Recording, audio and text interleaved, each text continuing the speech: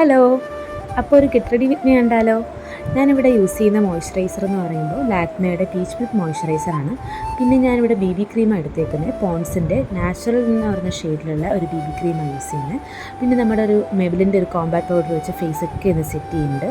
പിന്നെ നമ്മൾ മെബിലിൻ്റെ തന്നെ ഒരു കാജലാണ് യൂസ് ചെയ്യുന്നത്. ഐലൈനറും മസ്കാരയും മെബിലിൻ എന്ന് പറയുന്ന ബ്രാൻഡിൻ്റെ തന്നെയാണ്. മസ്കാര വന്നിട്ട് ഹൈപ്പർ കേൾ മസ്കാരയാണ് മെബിലിൻ്റെ. നല്ല മസ്കാരയാണ്, നമുക്ക് ഈസിലി വാഷ് ചെയ്ത് കളയാനായിട്ട് പറ്റും. പിന്നെ യൂസ് ചെയ്യുന്നൊരു ലിപ് ബാമാണ്.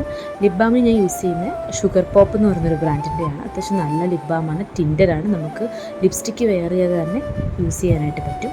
അതിൻ്റെ കൂടെ ഞാനിപ്പോൾ ലിപ്സ്റ്റിക്കായിട്ട് യൂസ് ചെയ്യുന്നത് മെബിലിൻ സെൻസേഷണൽ റേഞ്ചിലുള്ള മേഡീസി എന്ന് പറയുന്നൊരു ഷെയ്ഡിലുള്ള ഒരു ലിപ്സ്റ്റിക്കാണ്. നല്ല ലിപ്സ്റ്റിക്കാണ്.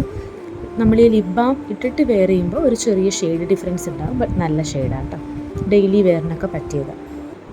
പിന്നെ ഇവിടെ ഞാൻ യൂസ് ചെയ്യുന്ന സെറ്റിംഗ് സ്പ്രേ വന്നിട്ട് എൻവൈബയുടെ സെറ്റിംഗ് സ്പ്രേ ആണ്.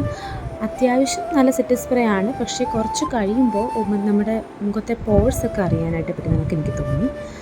പിന്നെ ഇതാണ് നമ്മുടെ ഫൈനൽ ലുക്ക്. എല്ലാവർക്കും ഇഷ്ടപ്പെട്ടെന്ന് വിചാരിക്കുന്നു. Thank you.